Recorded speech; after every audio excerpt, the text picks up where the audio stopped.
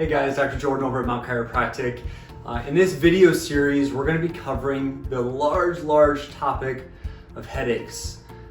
If you're watching this video, you've probably either experienced headaches in the past or you have a loved one, a coworker, somebody you know that experience headaches on a pretty regular basis. In fact, if you look at the data and statistics around headaches, over 150 million days are lost every year in the United States as a result of headaches, and those are work days.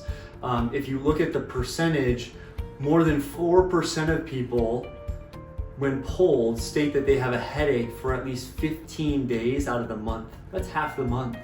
I mean, headaches are a debilitating issue that probably outside of low back pain and neck pain are probably the number 2 or 3 complaint that we see present to our office.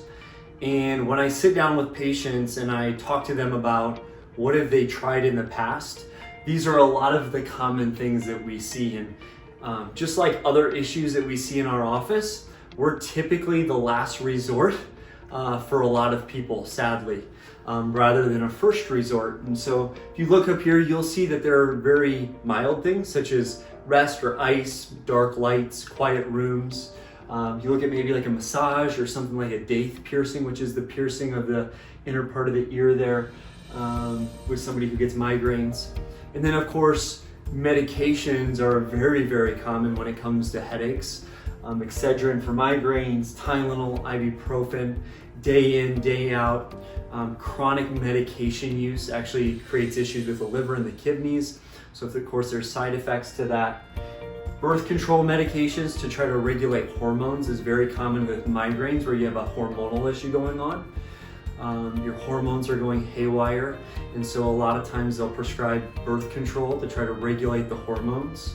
And then I've even had patients get injections, Botox injections, steroid injections into their suboccipital area right below their skull.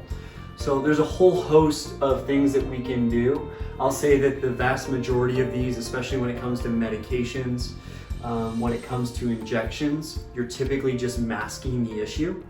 And you're not actually creating any long-term change. So what I want to talk about in the next video is from a chiropractic perspective, how does that patient present to our office? What are some of the postural distortions that we see in the office? So rather than just masking the issue, we can actually start to address it. Have a good one.